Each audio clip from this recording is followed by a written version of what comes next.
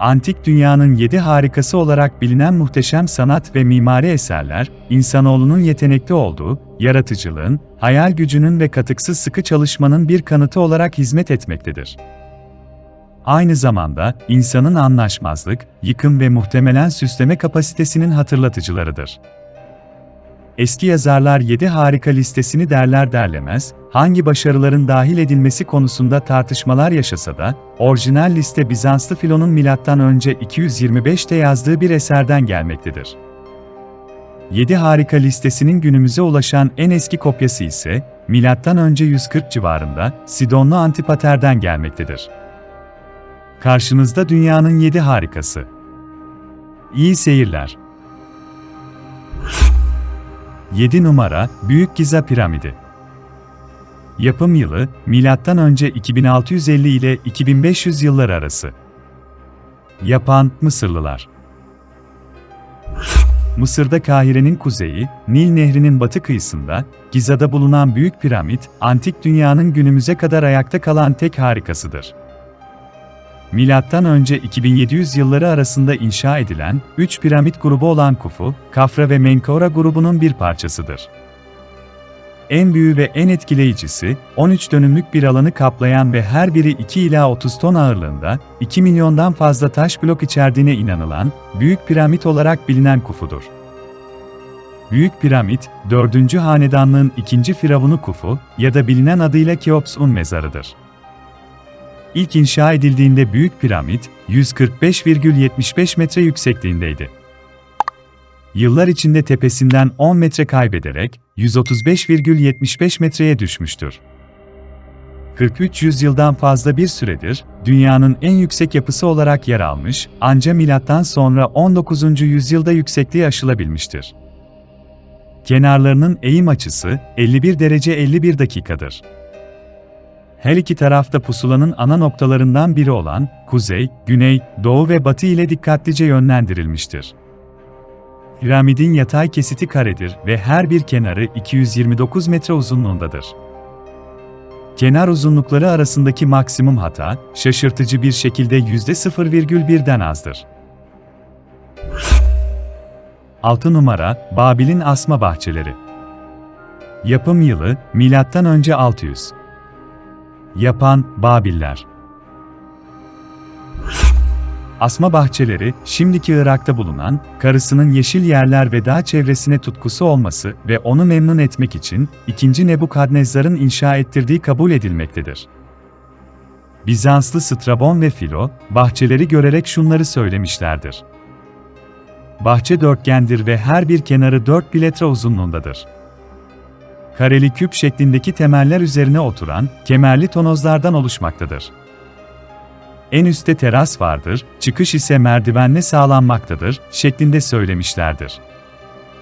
Asma bahçede, yer seviyesinin üzerinde yetiştirilen bitkiler vardır, ancak ağaçların kökleri toprak yerine üst terasa gömülüdür. Kütlenin tamamı taş kolonlarla desteklenmiş, yüksek kaynaklardan çıkan sular, eğimli kanallardan aşağı akmaktaydı. Bu sular, tüm bahçeyi sulayarak bitkilerin köklerini besleyip, aynı zamanda tüm alanı nemli tutmaktaydı. Bu nedenle, çimler sürekli yeşildir ve ağaçların yaprakları, esnek dallara sıkıca bağlı olarak büyümektedir. 5 numara, Efes'teki Artemis Tapınağı. Yapım yılı, MÖ 550. Yapan, Lidyalılar, Persler ve Yunanlılar. Artemis Tapınağı, Türkiye'de İzmir'in yaklaşık 50 kilometre güneyinde, şimdiki adı Selçuk kasabası yakınlarındaki, Antik Efes kentinde yer almaktaydı. Görenler onu dünyanın en güzel yapısı olarak değerlendirmiştir. 7 harikadan oluşan orijinal listenin hazırlayıcısı ise şunları söylemiştir. Ama Artemis'in bulutların üzerinde yükselen kutsal evini gördüğümde, diğer harikalar gölgede kaldılar. Olimpos bile, güneşin kendisi asla dışarıdaki eşini görmedi, demiştir. Tapınağın temeli, o zamanki çoğu tapınağa benzer şekilde dikdörtgen şeklindeydi. Bununla birlikte, diğer ibadethanelerin aksine, bina geniş bir avluya bakan süslü bir cepheye sahip mermerden yapılmıştır. Sütunlar, iyonik başlıklar ve oyulmuş dairesel kenarlarla 20 metre yüksekliğindeydi. Tanrıçanın merkezi cellası ile evi hariç, tüm platform alanı üzerinde dikey olarak dizilmiş, toplam 127 sütun vardı. Tapınak, zamanın en iyi sanatçıları tarafından yontulmuş, Amazonların 4 antik bronz heykeli de dahil olmak üzere birçok sanat eserine ev sahipliği yapmıştır. Milattan önce 21 Temmuz 356 gecesi, Herostratus adında bir adam, adını ölümsüzleştirmek amacıyla tapınağı yerle bir etmiştir. 4 numara, Olimpiya'daki Zeus heykeli. Yapım yılı, milattan önce 435. Yapan, Yunanlılar. Yunan mitolojisindeki tanrıların kralı olarak tabir edilen Zeus'un ünlü heykeli, Atinalı heykeltıraş Fidias tarafından yapılmış ve tamamlanmıştır. Heykel milattan önce 5. yüzyılın ortalarında, antik olimpiyatların yapıldığı yer olan Olimpiya'daki tapınağına yerleştirilmiştir. Tahtların kol dayama yerlerinde, başı ve göğsü kadın, gövdesi aslan ve kanatları kuş olan efsanevi yaratıklar olan Sphinxler vardı. Zeus heykeli, altın ve fil dişi ile zengin bir şekilde dekore edilmiştir. Heykel o kadar uzundu ki, başı neredeyse tapınağın tepesine değiyordu. 3 numara, Halikarnas Mozolesi. Yapım yılı, milattan önce 351. Yapan, Persler ve Yunanlılar. Türkiye'nin güneybatısında Ege Denizi'ndeki, şimdiki adı Bodrum eski adı Halikarnas şehrinde bulunan başka bir mezar yeridir.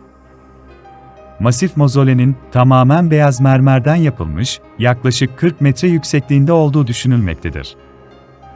Temelin üzerinde, kenarları heykellerle süslenmiş basamaklı bir podyum vardı.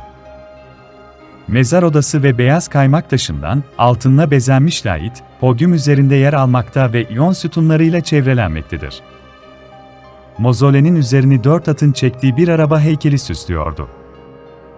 Mozolenin güzelliği sadece yapının kendisinde değil, podyum ve çatıda farklı seviyelerde dışını süsleyen süslemeler ve heykellerdedir. 2 numara, Rodos heykeli.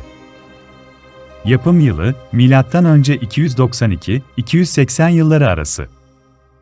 Yapan, Helenistik Yunanlılar. Rodos heykeli, milattan önce 3. yüzyılda Rodoslular tarafından 12 yıl boyunca inşa edilen güneş tanrısı Helios'un bir bronz heykeliydi. Heykeltıraş Chares tarafından tasarlanan, 30 metre ile antik dünyanın en uzun heykeliydi. Yüzlerce yıl sonra Araplar, Rodos'u işgal ettiklerinde heykelin metal kalıntılarını hurda olarak satmışlardır. Bu nedenle arkeologlar heykelin tam yeri veya neye benzediği hakkında pek bir şey bilmemektedir.